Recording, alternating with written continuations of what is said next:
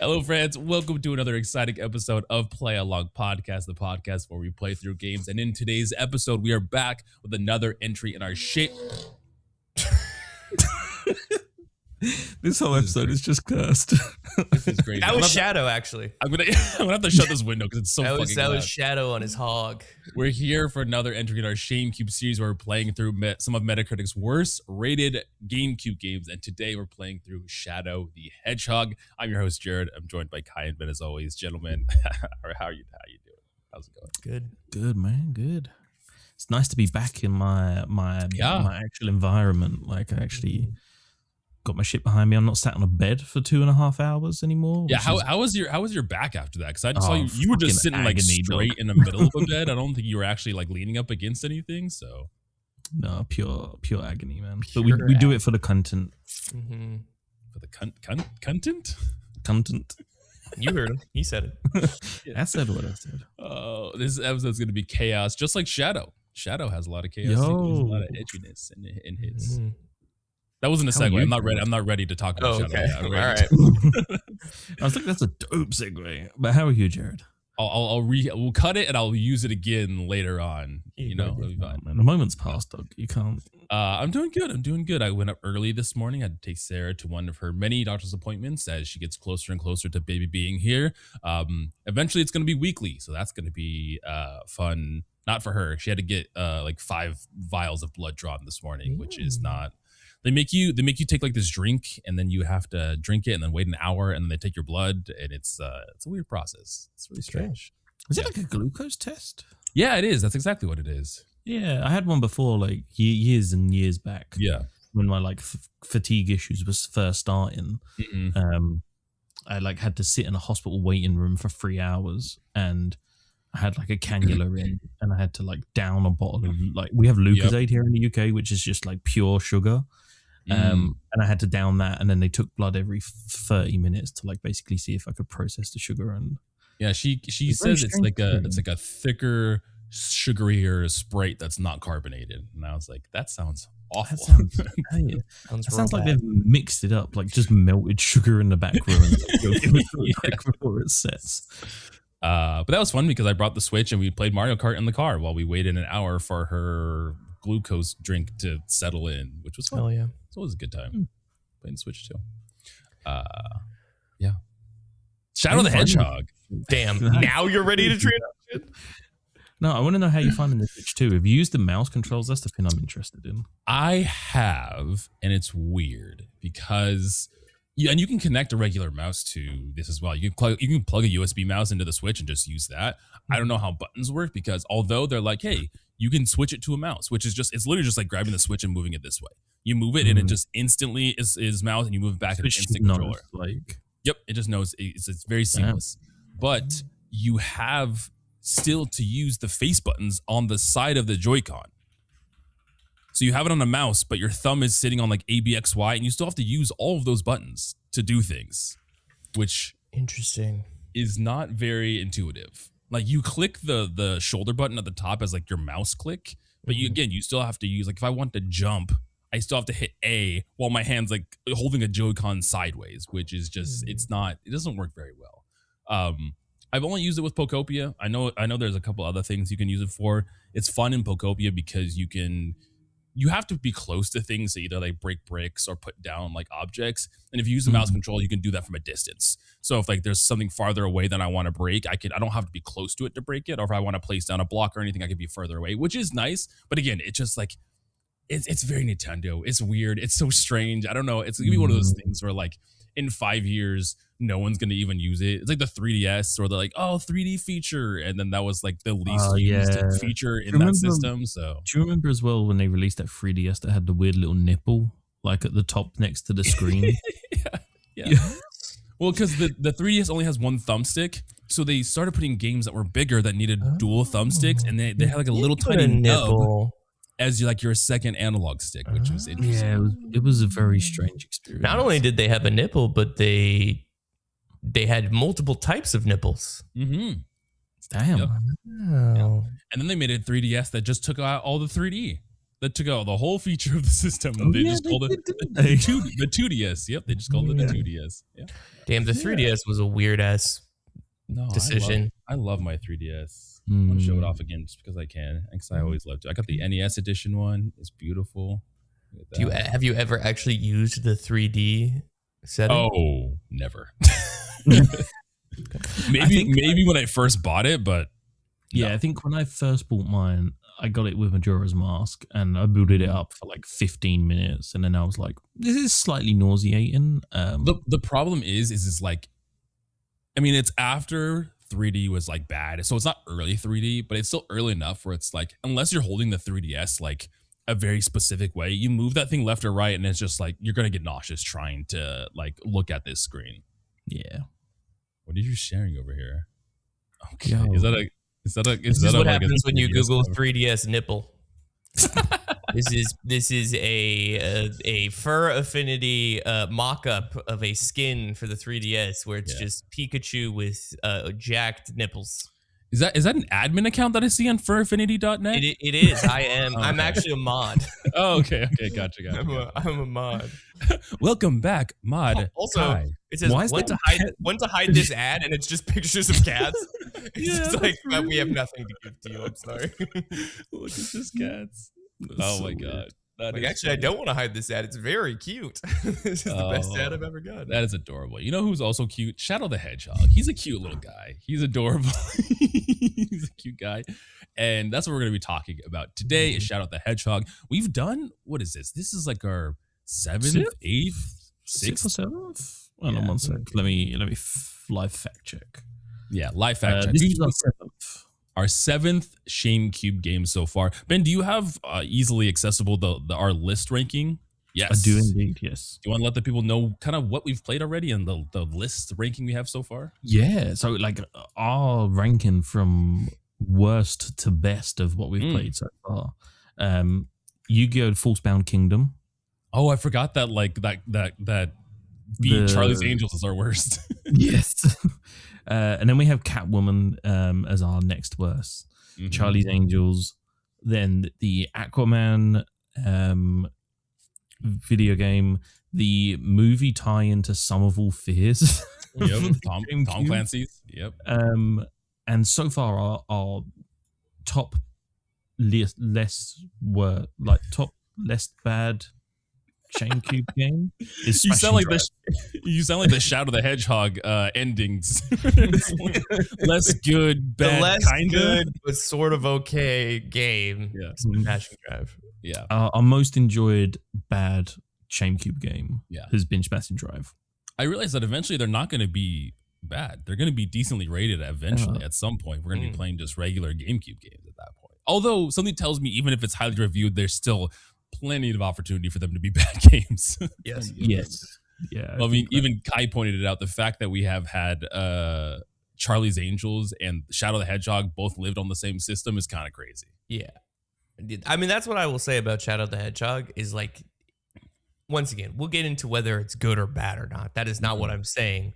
But the gap between Smashing Drive and Shadow the Hedgehog is larger than the gap between fucking whatever's at the bottom and Smashing Drive. Like it is the amount of effort. Yeah. And also, we'll get into it. The very first thing you see in this game is a cutscene that is maybe the most beautiful rendered cutscene I've ever seen in a game from 2000. You could have that today. And no one would. It's better than some cutscenes that we have. I was like, "What is happening? This is gorgeous." With shadows, he's like standing on the edge of like the hill right there, and it's like the beautiful sun-kissed like sun. It's like all orange. I was like, "This is gorgeous." I was blown away. I was like, "God damn, we had this in 2005. What the fuck are we doing now?" Little couple of things about Shadow the Hedgehog before we jump into it. Like Kai said, this did release in November 15th, 2005 for the GameCube, the PS2, and the Xbox. I hadn't realized that this came out for Xbox. That's weird. I'm pretty sure we played it on PS2. I'm pretty sure that's where me and you played it, Kai. I don't think I had this for the GameCube. I'm pretty sure I played this on the PS2. Had you played this before, Ben? Or you had not touched Shadow the Hedgehog at all? No, I'll be honest. The 3D, like the early 3D Sonics, are kind of like a gap in my gaming history. I kind of like got back into it. I feel like maybe I played a little bit of Generations, but honestly, I think the first one I actually properly played was like Mania, when they done Mania. Because I wasn't a Nintendo kid growing up, I didn't have a GameCube or anything, and then I don't remember even seeing Shadow. Yeah. For the PS2. I don't know. Yeah, this is just a really big blind spot. But no, I mean, I never played Shadow. I knew of it, and I knew it was like a super edgy game. And that was pretty much the extent of it. Yeah. I mean, and you could tell from the cover of this, it's Shadow with, if you don't know what Shadow the Hedgehog is, Shadow with just a big ass gun. And this is Sonic but guns. This is essentially what this game is. It has the same kind of more or less gameplay elements of something like Sonic Adventure 2 Battle, but with kind of a third person shooter aspect to it too. Something that I also found out is this is a direct sequel to Sonic Adventure Battle 2. This is a sequel to that game where Shadow is an amnesiac again. He just keeps losing his memories for some reason, which is like, poor guy. He's Jason Bourne. That's why your name is Jason Bourne the Hedgehog. Yeah, it's hilarious. The entire premise of this game is he's like, because like also, we should say the beginning has a hilarious entry where he's in like some lab and there's just a girl, Emily, I think is her name. No, it's Maria. Maria. Like, what is happening? What is this? That is a very big meme from this game that people have depending saying like that what Maria. ending you get as well. You find out that like she's actually the sister of the Sergeant General or whoever it was that was like out to get Shadow in the beginning. This game again, just like the amount of just like not even good or bad, but just content between like Smashing Drive and like Shadow the Hedgehog has like 15 different endings. There's like lore, there's characters. It's kind of crazy. That this is peak Sega though. This is like This is this is like the dip, like just before the dip, like yeah. Well, because the next year we had the infamous Xbox 360 Sonic the Hedgehog, which is Sonic 06, which is probably pretty low on the Metacritic for the Xbox 360 if I had to guess. I would not be surprised. If you didn't already know, this game was targeted towards an older audience. You know, Sonic is usually for kids. They wanted to shoot for an older audience. They made it really edgy. Shadow has a motorcycle. It's still just for kids. Slightly older kids, I guess.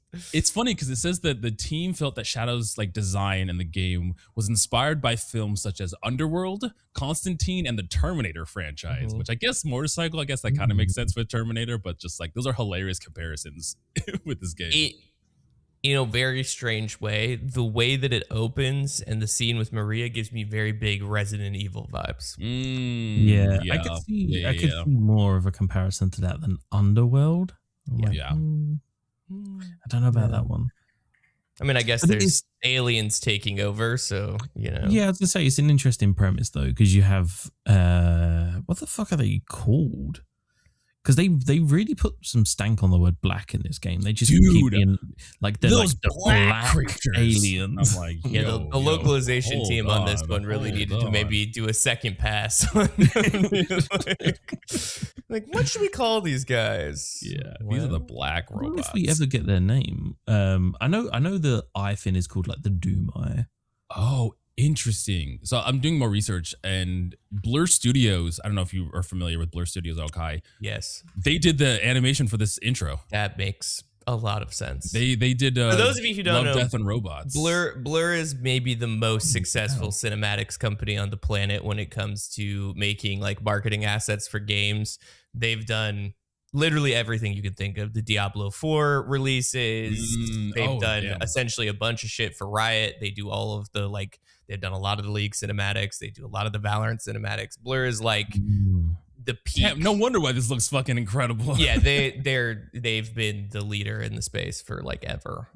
Even in 2005 they were killing it. That's insane. Yep. It's good job, Blur. You did a great job. It's a beautiful, beautiful cinematic opening. It is very confusing though, because this game bounces back between like like regular cutscenes. Yeah. Well, not only that. Okay, so you have the Blur cutscenes that are randomly and sporadically placed, like just like I guess major characters get them, because there's like an Eggman Blur cutscene that you get where he's like in his little office thing, and he's like, they're destroying the city. But then there's also like in-game cutscenes, which are fine, but then there's also sections where it's just like a slideshow, like it's a static image and then a text scroll with Shadow doing voiceover, and it's like, could we just decide on which approach we want to take with like how to do story? I think that is like this is what happened last time on Dragon Ball, because like every time I booted in, it was kind of like a recap of the levels I had done before with again Shadow doing a VO of like the things he's been through. Yeah, but it's also, as you said, this game's like 2 hours long. Like, you don't need a recap.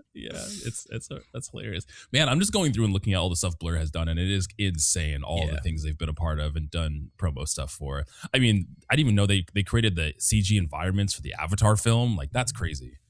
Oh damn, fucking hell, big dogs. Yeah. They are big dogs. Big dogs.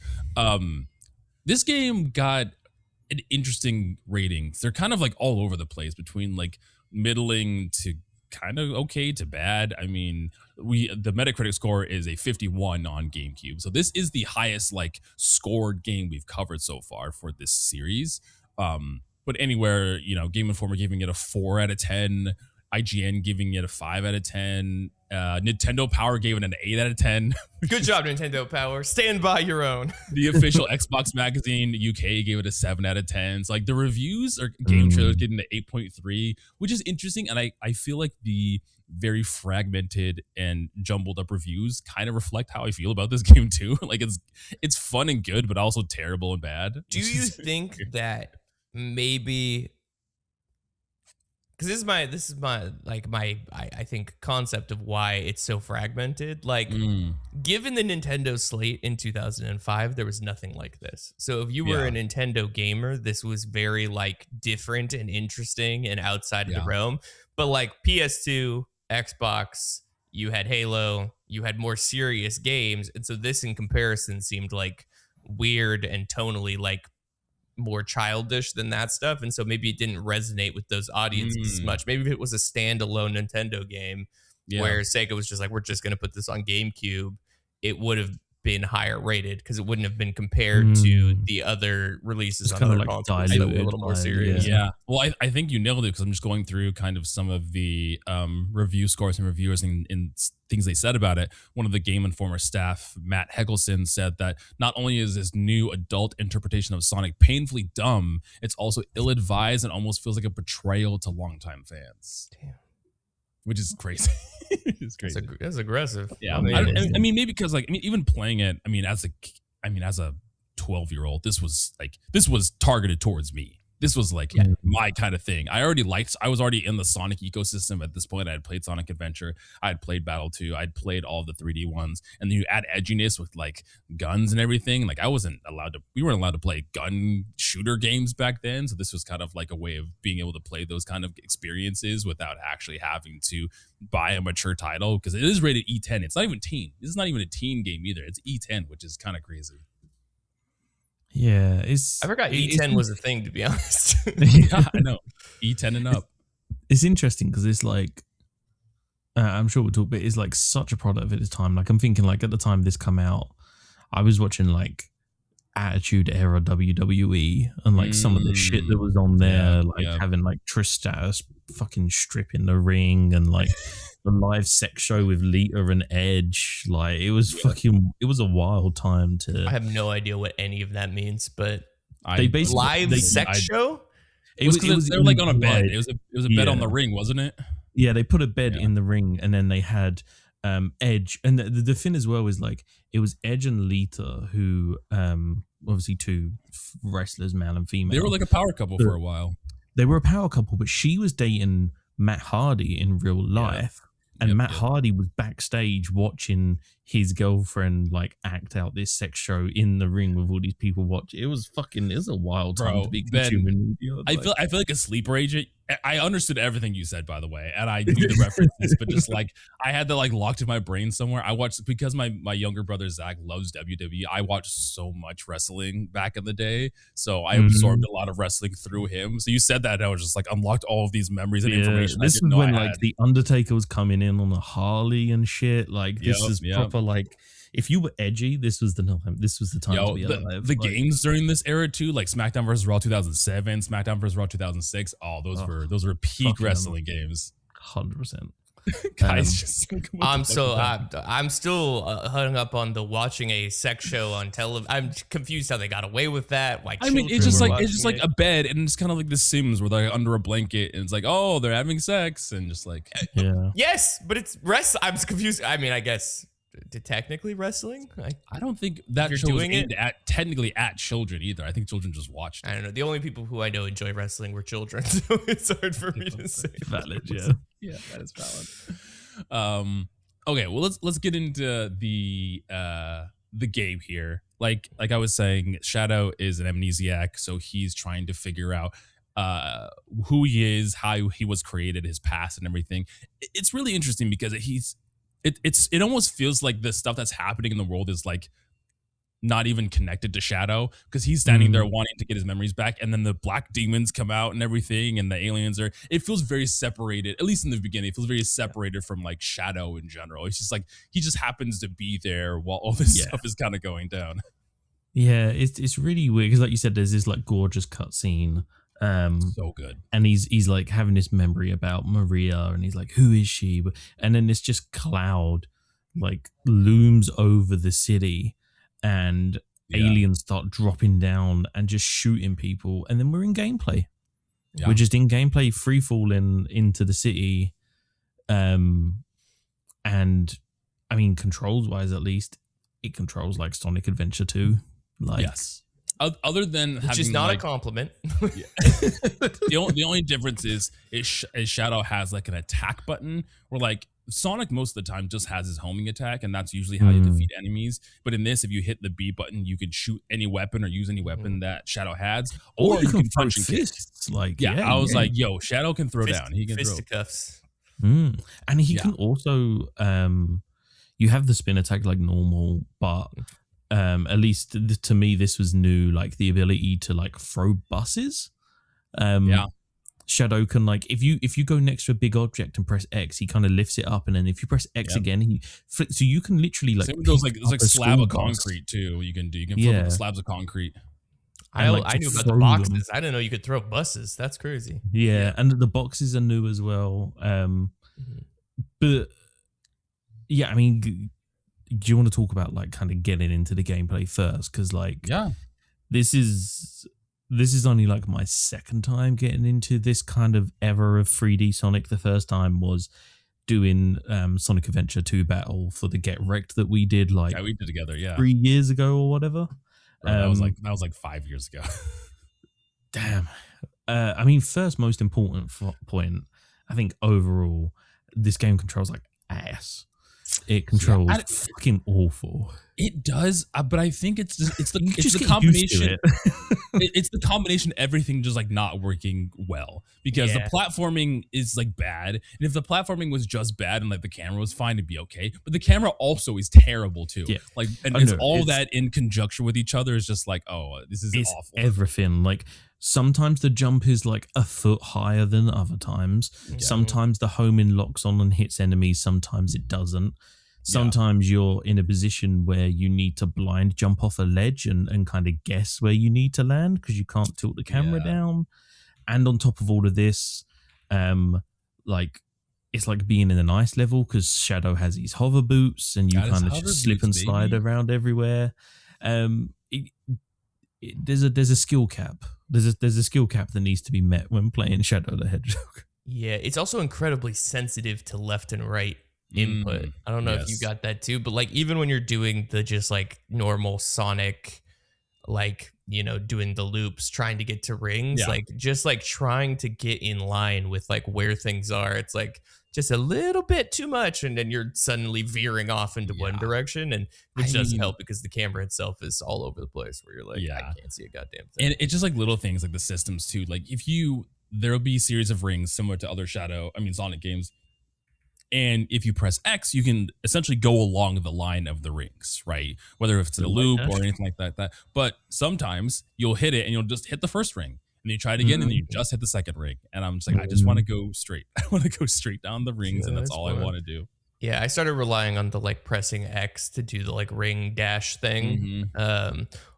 Also, the hints, very helpful at the beginning. Very annoying that they just because they look like Mario Kart boxes. First of all, so it took me fucking forever to figure out that they weren't like a collectible item, and I was like, I'm so confused why I just keep getting prompted with the same like dialogue over and over again, and then I realized that they were just like telling you things about the world, and I was like, towards the end they become real annoying because there's a mission where you're inside of the moon egg base and there's like platforms that you can jump on, and you'll go through one of them and Shadow's like, I think I can jump up there, but if you stay in it he's just like, I think I can jump up there. I think I can jump up there. I'm like, okay, I get it. Like it depending on who you have as well, like on that level, like if you have the Doom knife in, if you fall down, he's just like, go up. And I'm like, yeah, dog, I know I need to be up, but I don't know where I'm supposed to go from there.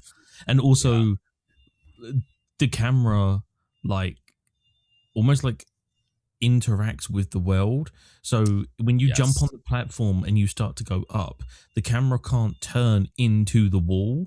There's no like, you know how normally the camera would kind of move a little bit so you can keep rotating. It doesn't do that. You just get like 45 degrees of vision and you're like, I think I jump this way. It's interesting because this is one of those games where there is a second analog stick and you can control the camera, but for the most part you probably won't move it yourself in a game like this normally, right? This is a game where like the game itself moves the camera for you when you're in different positions, if you're going up platforms for the most part, but I feel like you almost have to because of how bad the camera is, and then fighting the camera controls plus the the automatic camera that's moving around with the level too is a lot. All I wanted while playing this was just to be able to hit like the trigger and it to recenter camera, like a Z-lock, right? Like just like give me a button that reconfigures camera to the direction I'm facing, because there's so many times I'm like facing the wrong way, then I try to hit the camera button and it will lock up going one direction, so I have to go all the way back the other direction. I'm just like, give me a button I can press where I just like goes the correct direction, because I'm going crazy trying to figure out how this fucking camera works. But what did y'all think of the weapons that you get?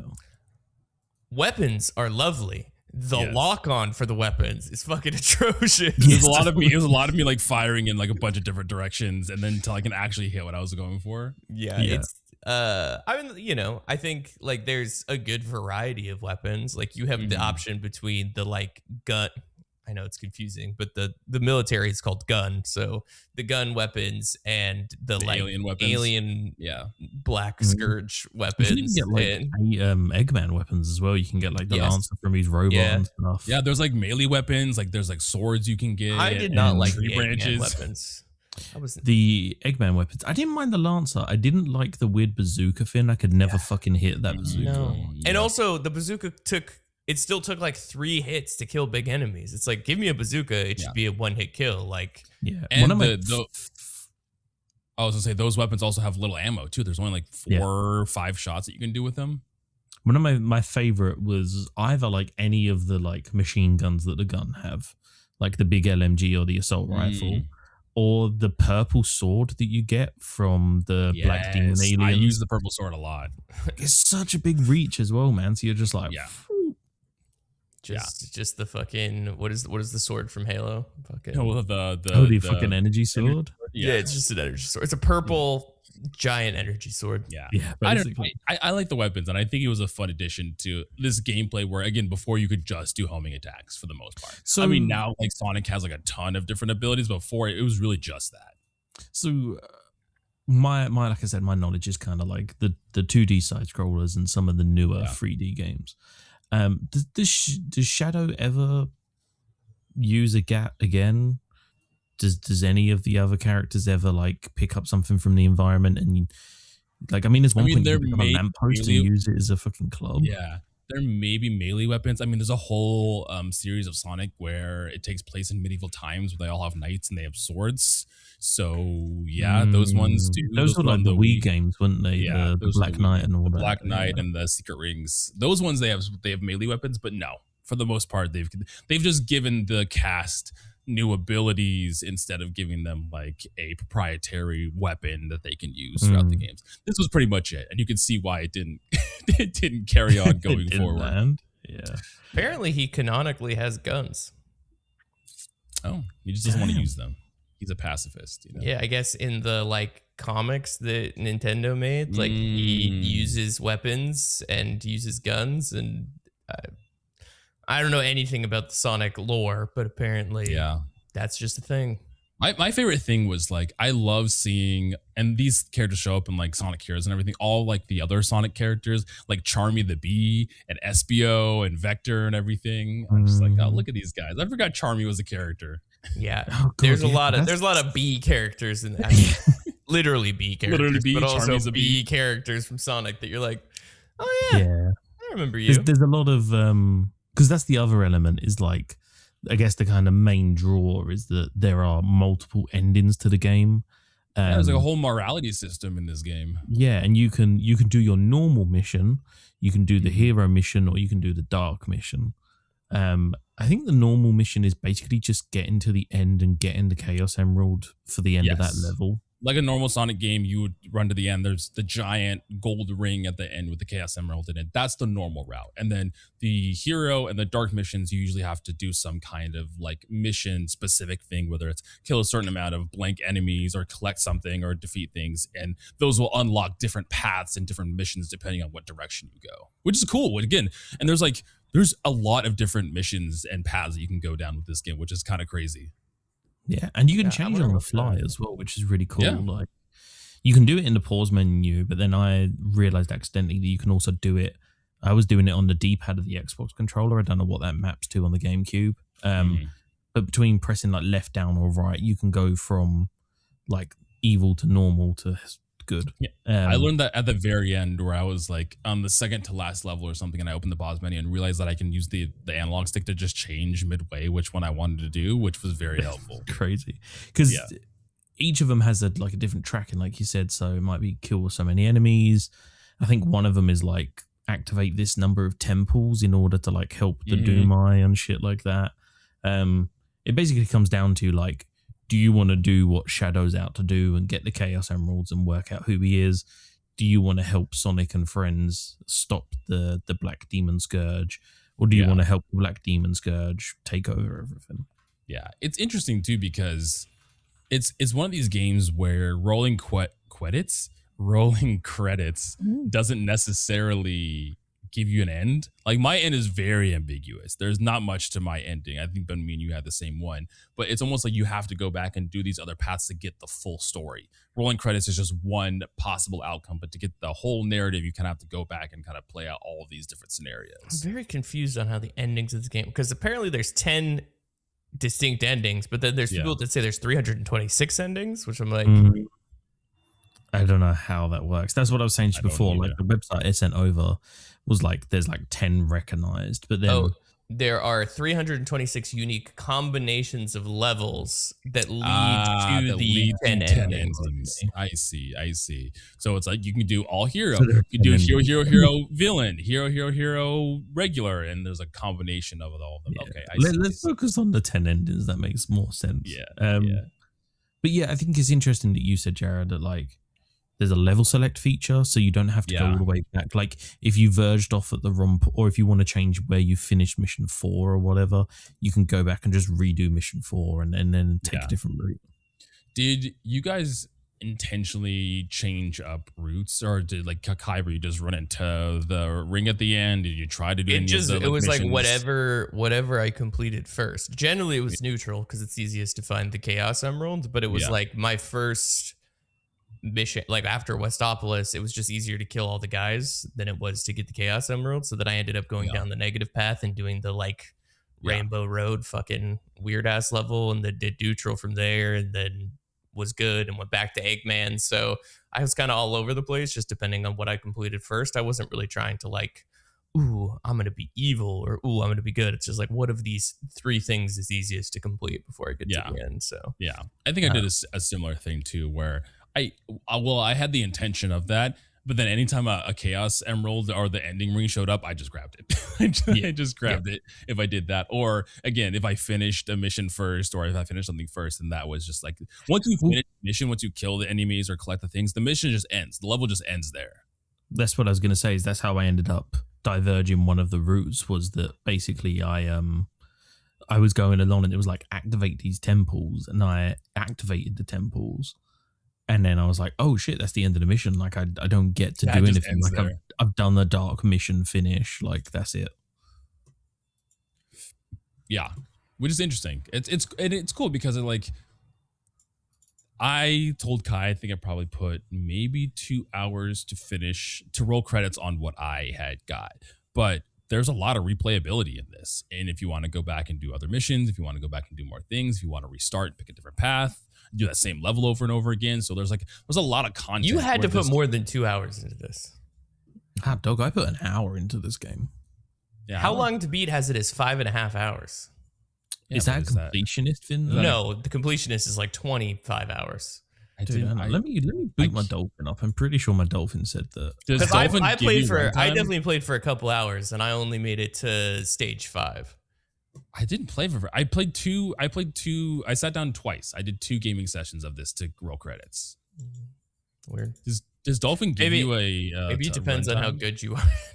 Oh, sorry. I lied.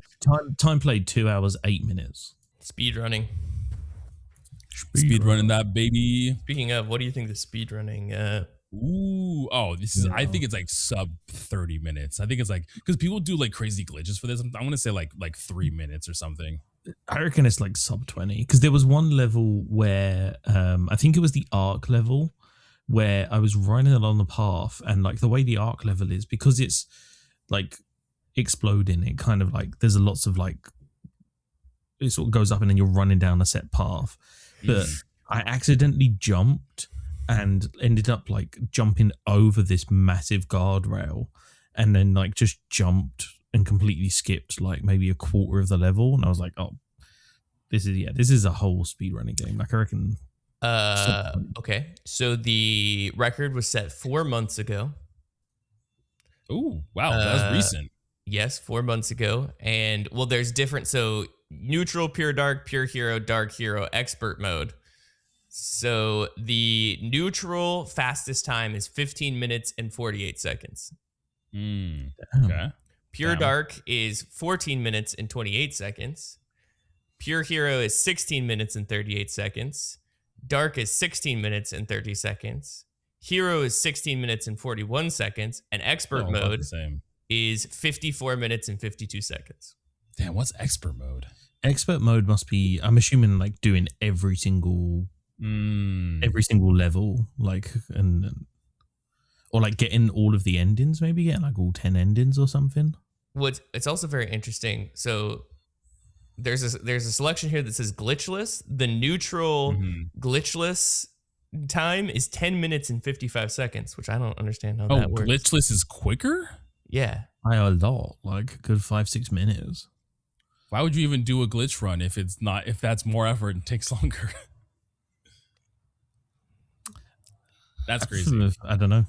I can't imagine beating this entire game in 10 minutes and 55 seconds. I don't even understand how that's possible. Bro, if you what you need to do is ever just sit down and watch like a stream of games done quick, and you'll see some of these people that are just fucking insane at playing video games like this or Mario 64. Or like I remember watching Mario 64 playthroughs and being like, oh, like this look like they make it look easy. And then I played Mario 64 and I was like, these controls are so bad. How the hell does anybody like? Also, the step bump is like the famous one on Mario 64, isn't it? Yeah, but no, people speedrun games like this are insane, especially like apparently this. It's really fucking hard to do though. Like, no, I'm not. I don't have the patience nor the time to. These people are playing essentially one level like over and over again until they like know. Like people do games blindfolded, which is crazy. Like blindfold speedruns is also a thing that people do, which is insane. Do speedruns count the only time that you're actually actively playing the game? Yes. Well, because when you submit a speed run, usually you have to submit a video that has your clock time on there, and that's usually one sitting, right? You can't just be so like, essentially let me they're just getting through each level very quickly, and then all the cut. Like I was like, how do you skip all of the cutscenes? I wonder if you just mash out killing the dark aliens to get your chaos control, and you could just speed through. If you continuously have a chaos control, you can zoom through those missions too. Yeah, it's true. Yeah. That is insane. Fascinating. We kind of got a sort of remake of this a couple of years ago. Sonic Generations is a game that kind of was like a celebration of Sonic. They remade a lot of old Sonic games, levels, a lot of the 3D ones. And when they recently remade Sonic Generations, they added a whole Shadow section to it. Sonic and Shadow Generations. And they added some new levels and I think some existing levels from Shadow the Hedgehog. I don't know if there's guns in that game. It's weird. They gave like Shadow some weird ass powers. Like he has like goopy demon bat wings now, and he could like attack like Venom. He has like Venom powers, which is kind of crazy. It doesn't look like he has a gun unless it's been modded. I don't know if he has guns in the new Sonic Generations, Sonic Cross Shadow Generations. Well, that's what I'm looking at. Shadow does not use guns in the official gameplay. Damn, don't buy it. Return it. Waste the money. I want to quickly, if it's fine, talk about the egg dealer boss, which I think is the one that me and you done, Jared. Okay. Yeah. Because this boss fight sucked fucking big time. I never have a problem with it. I'm just kidding. I'm just kidding. Right. So basically, you're in this like square arena kind of thing with Eggman. And Eggman is like, give me the Chaos Emeralds, and Shadow's like, no, this is my destiny. I need to go and do it my way, basically. And so Eggman's like, cool, well, like, fuck you then. I'm gonna destroy you. And he's in this like, it's like a robot that kind of looks like a ball that's been cut in half. It's got 3 legs and 3 slots on the front. And he basically pushes this button, and depending what the slots come up depends on what attacks get. So he can spawn robots, he can shoot missiles, he can drop bombs, etc. The gimmick is that you're supposed to either attack the cockpit basically and do damage. I can forget to do that.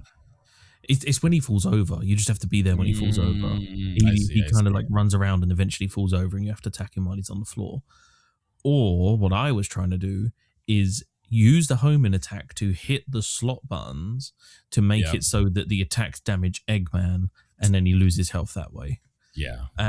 I could not get the fucking homing attack to lock onto the buttons whatsoever. Yeah, it's hard because he's going around this square, and sometimes he'll shift positions from like facing, like you're facing the back of him to facing the front where the buttons are, and hitting the homing attack is a very specific window, because I've had lots of times where I homing attack towards him, I took damage instead of hitting the button. And other times I hit the button, which I didn't know. The other thing I learned, which I didn't learn to the end of that, is he is going around, and if you're not hitting the buttons quick enough, then he will just automatically, like, a slot will stop on a certain thing, whether it's missiles, whether it's enemy robots that are summoned, he can drop bombs. But if he does bombs twice and you hit the last button, it turns bombs, the attack will hit him instead of you.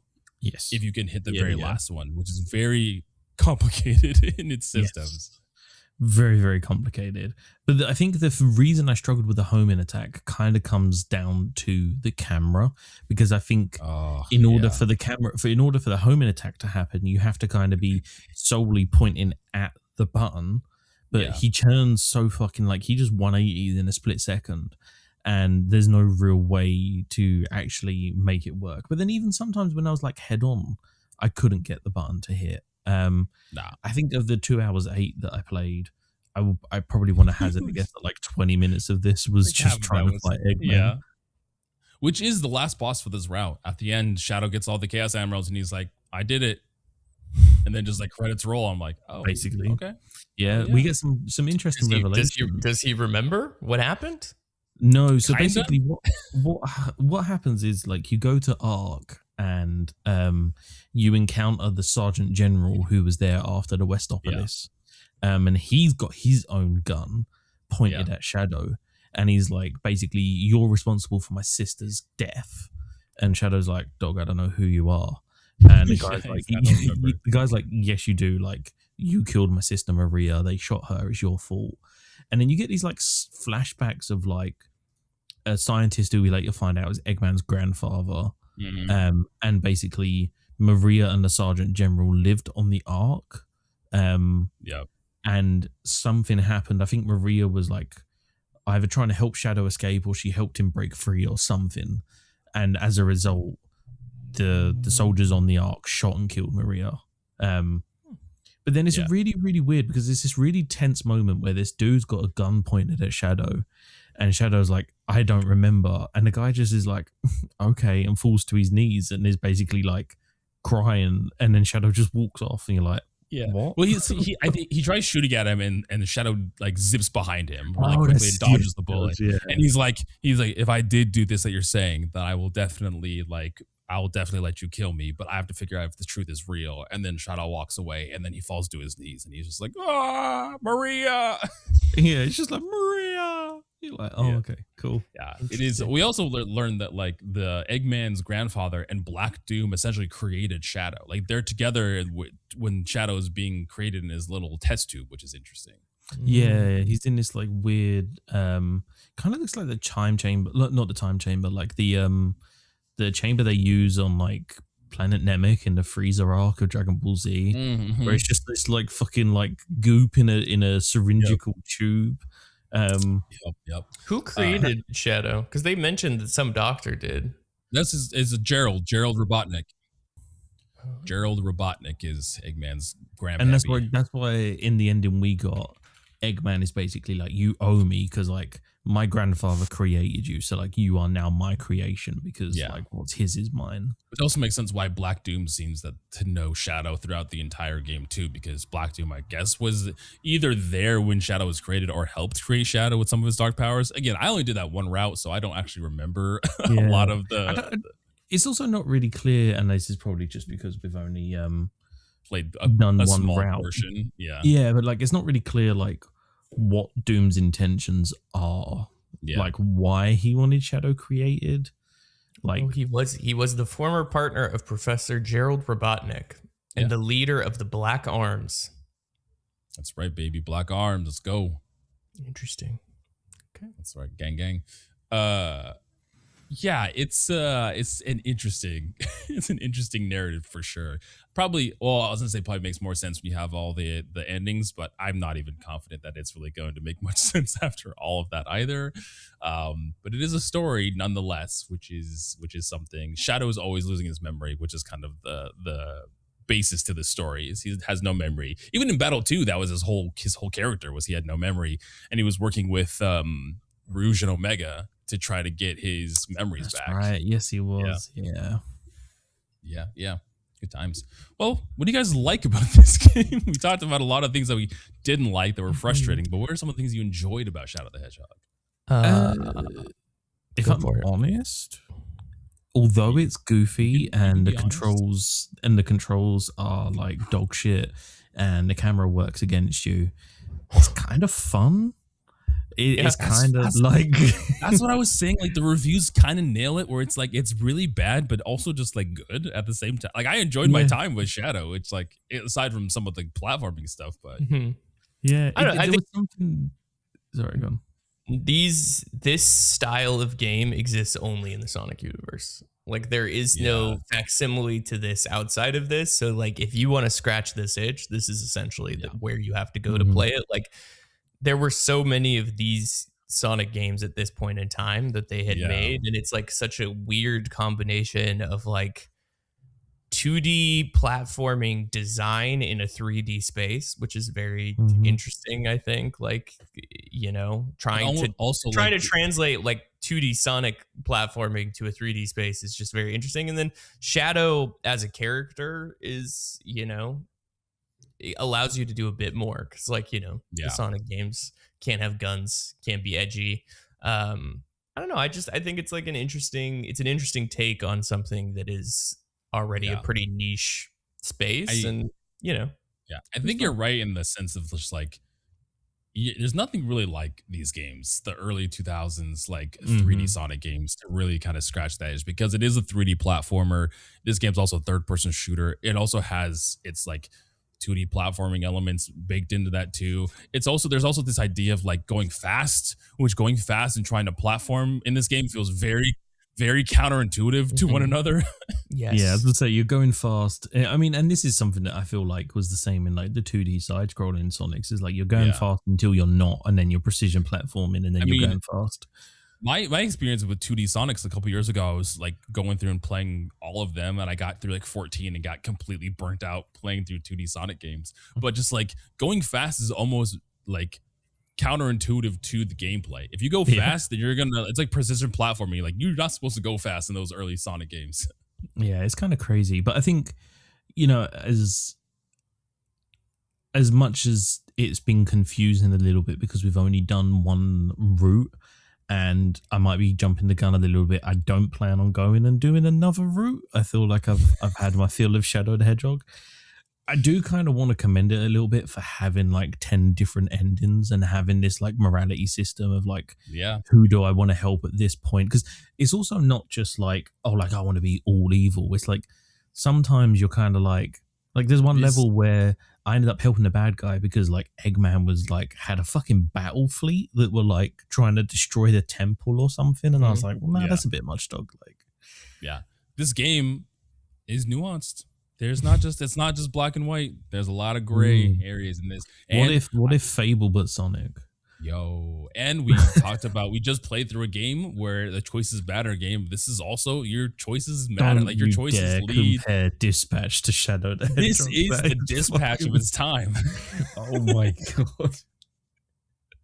No, I was more comparing just the idea of like having decisions and choice. And a lot of people have problems with choices matter in games because there's not really any choice in your decisions. This, maybe not narratively, actually kind of narratively. But more gameplay wise, your choices have direct influence on what story you get and what levels you play. So, I mean, that's kind of cool. This is one of the like most decision matter games that I've played because like it actually affects like the final boss, the outcome you get, the story you get, whether like Shadow remembers who he is or like if he kind of leans into that evil side.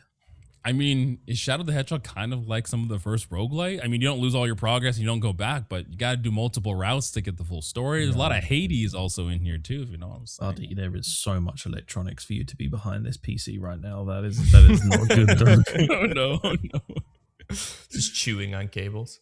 Yeah. I mean, I think, you know, once again, it did a lot of interesting things. It just didn't do gameplay very well. And I don't know why particularly they couldn't really figure out the camera in a meaningful way, or like whether and it's also hard to like, because like I played this game as a child and I don't remember being tilted by it, but I think maybe in, you know, modern comparisons it's a little more difficult to justify. So you know. I don't remember if this was an off the mic conversation or not, but this is also an era where, you know, auto saves and all of that doesn't exist, and you're really, I mean, there's not like a manual save, but you have to hit specific checkpoints that are like, the checkpoint placing is very far removed from one another. And because this game has different routes, sometimes you have to go out of your way to find some of those checkpoints if you want them to be more frequent. So especially in the last level, like I died a lot and had to redo sections just because there was the checkpoints between each one was so far that I had found that I was just frustrated having to do long portions of a level over and over and over again. But that's just kind of the product of its time too. So one of the things I wanted to say about the chaos control, the fast one, we have the one where you skip sections. Yeah, convenient, unless so like the level that Ben was talking about where you have to like hit because I was hitting the orbs, like there's these little things, the temple like glowing things, and you have to hit them to activate them. Yeah. It'll just skip over that shit. So if you activate it and there's something that you're supposed to do that's like a mission critical thing, you have to go back. You have to go to the next checkpoint, then transport back to the original, and then do it over again, which is like, hey, don't do that. This happened to me. There's the level that's kind of like, it's kind of a jungle, but you're riding the little like little tops through like the acid water. Yes. Oh You're my doing God. those. Yes. You're with Charmy, and Charmy's level is you have to collect these like CD drives. You have to collect the CD drives for Charmy. And twice I did this where I used the chaos control and passed the CD that I needed. And so I had to find a checkpoint. The cool thing about the checkpoints is you can fast travel between each one of them. So if you're like, shit, I missed this, you can fast travel back to a previous checkpoint and then kind of redo the level again. Yeah. Well, also the other counter side to that is that, like in the Westopolis level, that is the first one, and you basically have 3 missions. You can either find a Chaos Emerald, kill all the guns, or kill all the Black Army. When you do Chaos Control, it will just kill everybody that you go past. Like, it doesn't matter. So if you're trying to do like a pure hero route where you don't kill any of the guns, like you will kill them if you do the Chaos Control. I do like how you down them. I do like the depending on what side character you have running with you. There's like a little commentary where like Black Duel will be like, "You traitor! Why are you killing our allies right now?" And they'll like chime in depending on who you kill. Which Charmy's like, "I'm not getting involved." You're like, that's not the response to take. Yeah. I love Jarvis. Back, I think it was Sonic. It was Sonic Heroes, because I think Sonic Heroes had Team Chaotix, which is their team. But like I remember, like Espio was like the coolest guy. I fucking loved Espio. He's like a lizard, and he was like edgy, the purpley pink lizard dude. Yes, yeah. Espio, Charmy, and Vector are all like a gang together. They all like do things. I guess I don't know Sonic lore. They are friends. They do things. There's characters called Cream and Cheese in here too. This nonsense is gone. Yeah, Where's Big the Cat? Yo, there needs to be a mod of Big the Cat holding guns in this, and just having Big the Cat as a character instead of Shadow. Yeah, I will say it's very interesting how, like, depending on what gun you get, depends how he holds it. Because like he always holds them one-handed. Even like the 50 cal LMG, he holds it. But yeah, like the fucking Glock, he holds sideways. So like you'll just be standing there hovering as he starts shooting. And he's like, you're like, okay, all right, Shadow, calm down. Fucking hell. Do you guys have a favorite like gun weapon? We talked about the melee weapons, but do you have a favorite gun weapon that you enjoyed using? I personally really liked the circle shooter, the alien. It just had a very wide hit box compared to the other ones, so you could kind of just spam. And then the machine guns, those tend to just be. I use the machine guns a lot. So I use the machine guns the most, but I think honestly my favorite is the pistol, because I think you get the sound from every single shot, and so like the image of Shadow just being there and being like fucking like, poof, poof, poof, poof. You're like, yeah, because when you use the machine gun, it kind of just blends into one. There's a gun, and I'm not remembering what it's called, but it's an alien weapon, and it's kind of like tan colored, and it shoots like these little like red scythes, like energy scythes at creatures. I did not encounter that. I'm looking through to see, is the black barrel? No. Oh, it's called the Splitter. It's a black arms weapon called the Splitter, and it like shoots these like scythe energy like things at people. This is a laser rifle. Holy shit! There's a lot of weapons in this game. Yeah, there's a lot of weapons. The Splitter. Yeah, look up the Splitter. Hang on, mate. Shadow the Hedge. Because I ain't gonna lie, dog. That sounds like a medieval. That looks like a dildo. Yo, that is just straight. That is a fucking. Someone made a bad dragon in Blender or something. Very phallic. Yeah. There's also this interesting. Even the way he holds it. What the fuck? There's a whole subset of special weapons that you unlock after beating certain missions. Like after we beat the missions we did, we unlocked the Omachow gun, which is a Chow rocket launcher. But there's also a samurai blade. There's a shadow rifle that he can get to. I can be an edgy weeb. Are you serious? Yeah. A satellite gun. There's one that just looks like a chicken, which is interesting. It's called the egg vacuum. Interesting. There's at least like 30 plus weapons in this game, which again is just like weird, because it's like, wow, that's so cool. And if other games had like big weapon variety like that'd be awesome. And it's just like, it's in a game that's not great, but this is a perfect like 5-6 out of 10 game where you're like, you know it's bad, but you still just like had a good time playing it. The good outweighs the bad. It is missing that absolutely slapping Sonic Adventure 2 soundtrack, though. I will say that. there's a lot of like that beginning intro, that heavy metal like song that plays where Shadow's like riding around on his bike and everything like that, dude. Like that's so to give a what was also out in 2005. Okay, hit us. Resident Evil 4. Crazy. Okay. The first God of War game. Fuck. Okay. Shadow of the Colossus. Holy. Kingdom Hearts 2. These are all 2005. Call of Duty shit. 2. Star Wars Battlefront 2. Gran 2005 Turismo. was crazy. Guitar Hero. Psychonauts. Those are the big 2005 games. Those are all like era-defining video games. Yes, 2005 was a good year. That was a very good year. Yes. And you know what? I would put Shadow in that category. Yes.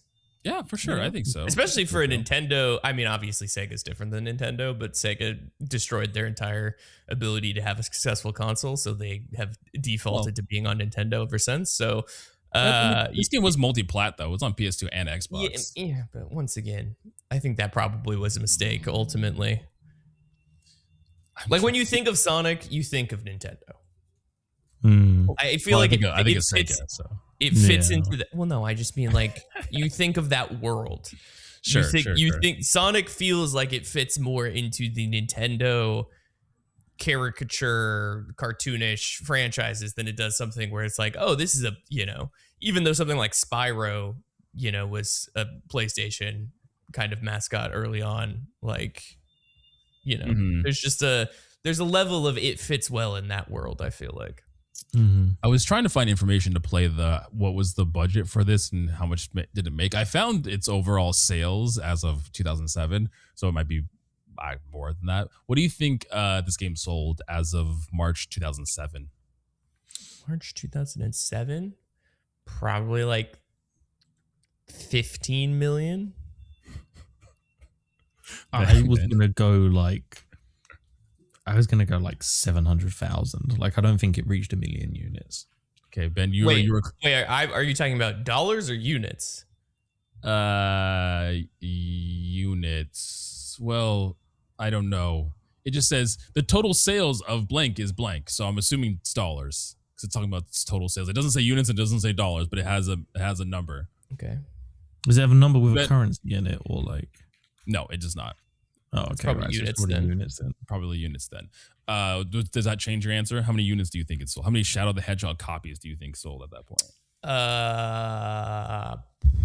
Probably a couple 100,000, 200,000. Ben, are you sticking with your 500 whatever? I was very generous and I said 7. But yeah, fuck it. Why not? Okay. Yeah, you were closer. It sold 2.6 million. That's a lot of copies. They made a lot of money. Holy shit, yeah. Yeah. It also got a greatest hits and platinum release for the PS2 that sold 400,000, and then a player's choice on the GameCube that sold 250,000. Damn. So like 3.2 million across everything that's pretty healthy. Not bad for 2005 game, So if you assume that those 2 million copies sold for about $50 a piece at the time, that's $100 million. And this was probably like crazy.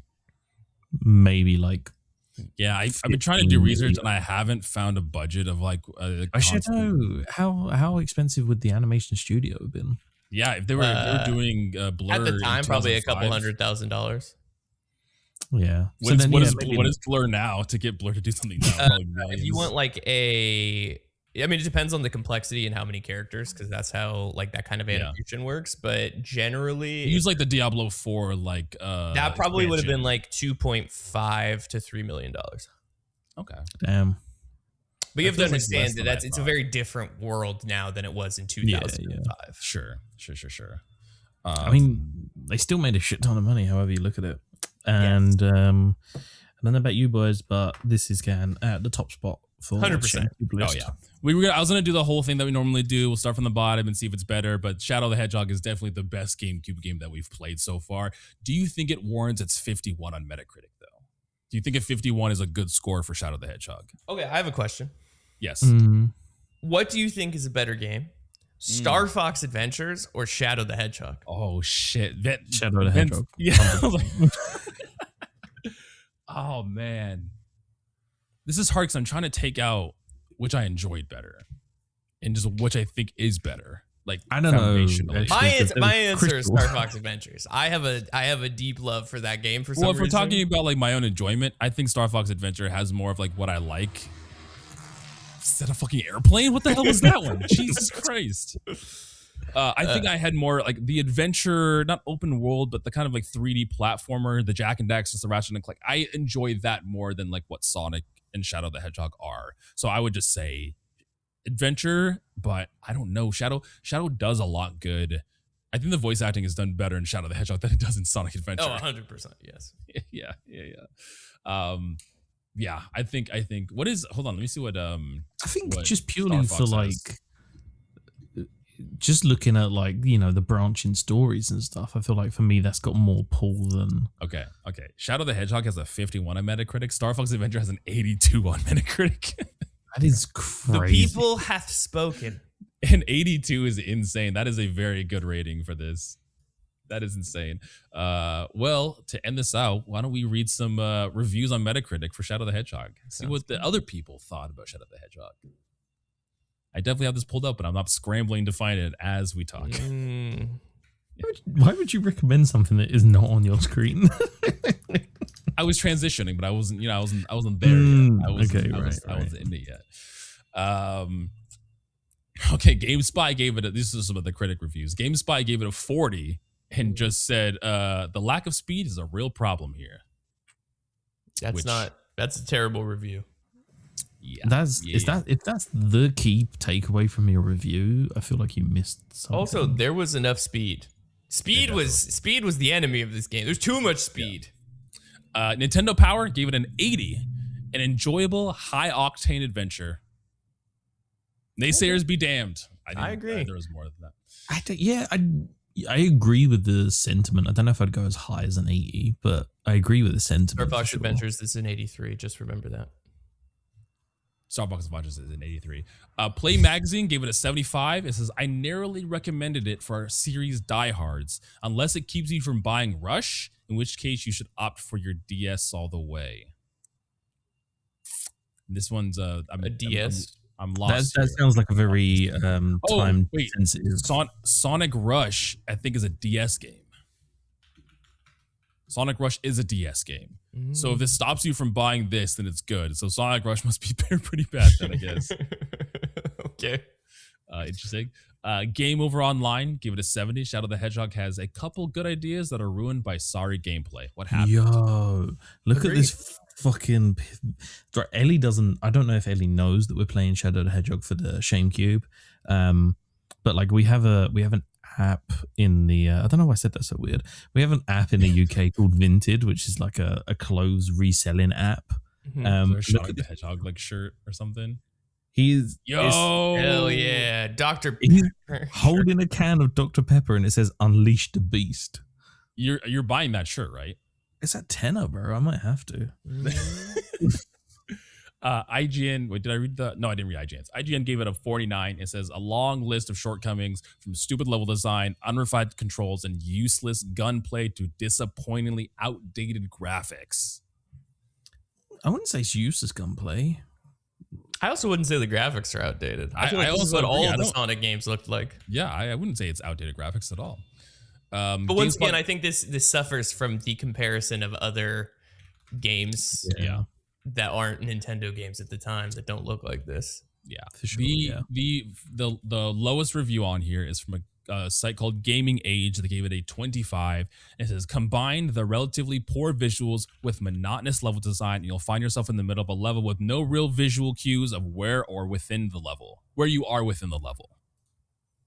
I mean, they're not wrong about that. I mean, Sonic Heroes looks worse, so... Yeah, this other review is interesting. This is a 35 from Nintendo World Report. It says, this is nothing like any Sonic game I played as a kid. Those games were fast, colorful, simple, and fun. All things that Shadow is not only misses, but flat out ignores. Which I don't necessarily think I agree with that. No, because I think, like we said, if you go back and play those old Sonic games, they are not fast.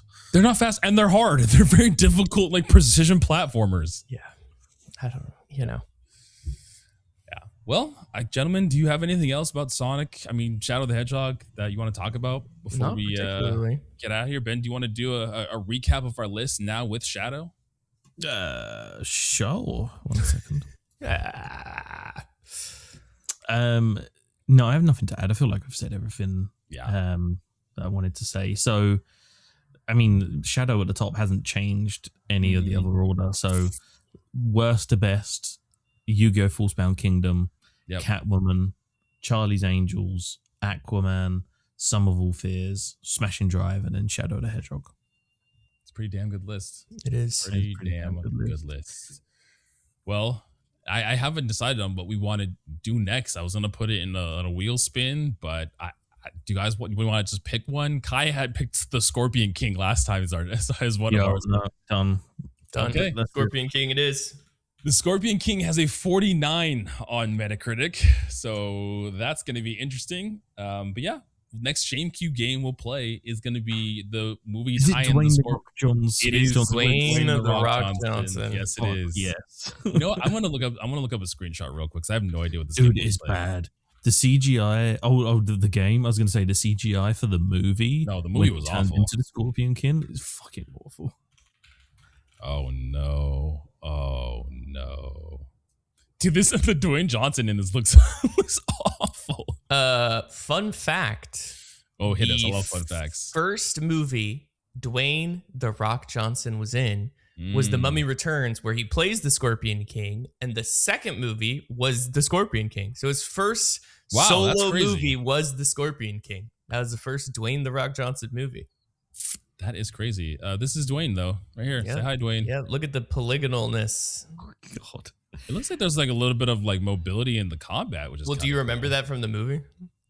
Do you remember that scene from the Scorpion King movie? The flip? Them fighting in the corral? That's from the movie. I have no memory of the film, dude. I could watch it now and it'd be a brand new. I believe I had Scorpion King on PSP.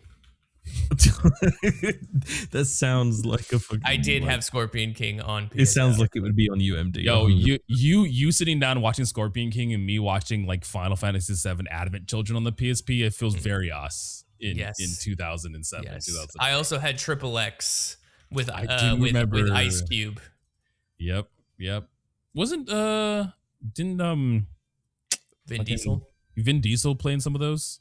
He was the first one, and then the sequel, Triple X Reloaded or something like that, was. You know what we should play? I don't remember them being good, but I think my friend had it on the original Xbox, the Chronicles of Riddick games. Oh yes. Yeah. Yes.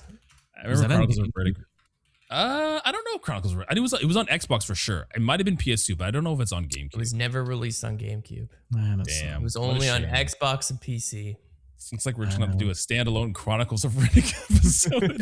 I don't remember Enter the Matrix. Did you ever play that? I never played the Matrix games. You never played Enter the Matrix? Oh, Enter the Matrix was fucking brilliant. Isn't that game mature? I feel like I was too young for Matrix. Although Critic might also be mature too. I don't know. It was mature, yeah. Yeah, but there was a weird, like, I remember living with your parents. There was a weird in between where, like, depending, like, we watched Troy, which was definitely like had titties and people's heads getting cut off, and they were fine with that. But like, there was no reason or rhyme to. But we couldn't watch Family Guy, which was interesting. Yeah. Interesting time. Strange times. Well, that is all for Shadow the Hedgehog. I don't know exactly when the next ShameCube episode is going to be, but it'll probably be sometime this year. Decided maybe. To have a fucking baby. Like. I didn't really decide this. Damn. All right. I feel bad for saying that now. You could have just fucking... Yeah, but it'll come out sometime between now that you're listening in the summer or the fall. Who knows? I don't know the schedule post July right now, and that may get worse if the baby gets here or not. So, see. There'll be another ShameCube at some point for sure. Yes, there'll be at least another one or two that we do this year. We usually do 2 or 3 a year, so I mean, look forward to that. And the Scorpion King probably will be a terrible time, which is going to make for a great episode. So you can look forward to that.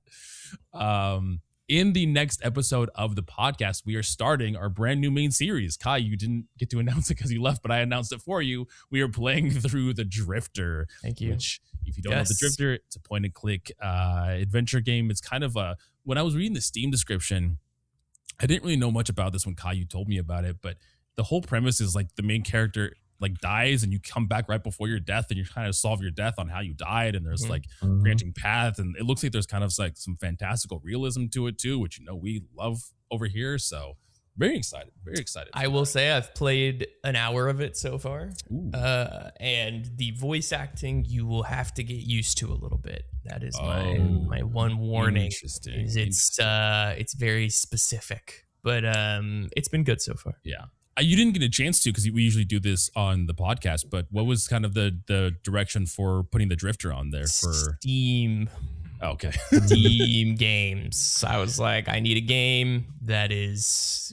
Oh, actually, I think no. Actually, you know what it was? I went to Gemini and I was like, give me something in the world of like Kentucky Route Zero and like Norco, and then it recommended this, and then feels very Kentucky Route Zero and Norco. I was telling Ben this is very Norco coded in last week's episode, so very interesting. intrigued. What it cooped out, and I was like, okay, this looks fine. I will not be playing this on my handheld. I will be playing this on my PC.